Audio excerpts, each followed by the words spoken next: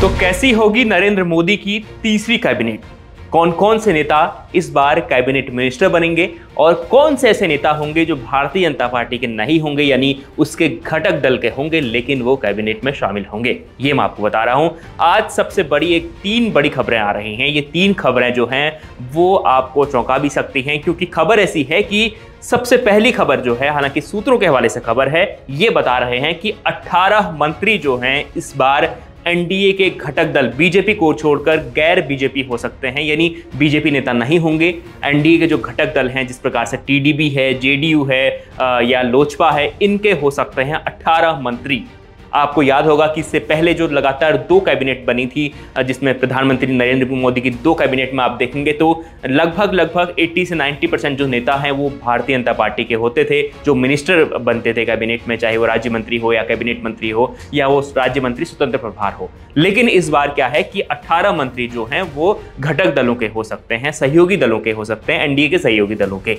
अब इसमें से किसको कितना मिल सकता है, क्या क्या खबर आ रही है, कितना मिल रहा है, ये मैं आपको बताता हूं।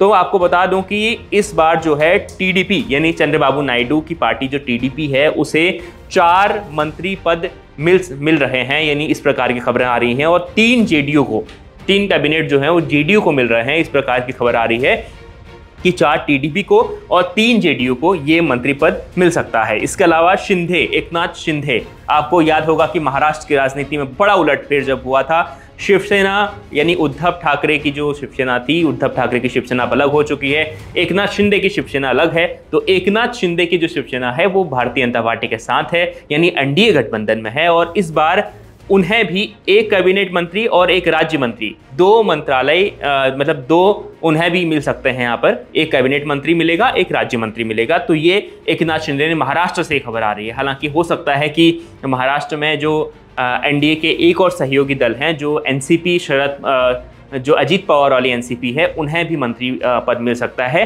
हालांकि इस पर अभी कंफर्मेशन नहीं है, लेकिन सूत्र ये बता रहे हैं कि शिवसेना जो शिंदे की शिवसेना है उन्हें एक कैबिनेट और एक राज्य मंत्री मिल सकता है। इसके अलावा अब हम आते हैं बिहार पर। तो बिहार की राजनीति में आपको पता होगा कि इस बार एलजेपी के जो नेता हैं चिराग पासवान ने 5 में से 5 सीटें जीती हैं और चिराग पासवान को एक कैबिनेट मंत्रालय मिल सकता है। और जो कैबिनेट मंत्री होंगे वो चिराग पासवान ही हो सकते हैं, क्योंकि चिराग पासवान सबसे बड़े नेता हैं और सबसे इस बार अगर पूरा जो चुनाव है उन्हीं पर लड़ा गया था, पूरी पार्टी को संभालते हैं, तो एक उनको मिल सकता है। इसके अलावा जीतन राम मांझी को भी कैबिनेट मंत्री बनाया जा सकता है, ये भी सूत्रों के हवाले से खबर आ रही है। तो कुल मिलाकर जो है वो 18 मंत्री जो होंगे वो गैर बीजेपी नेता होंगे, यानी भारतीय जनता पार्टी जिस तरीके से हम देखते थे इससे पहले कि 80 से 90% जो नेता होते थे वो भारतीय जनता पार्टी के होते थे।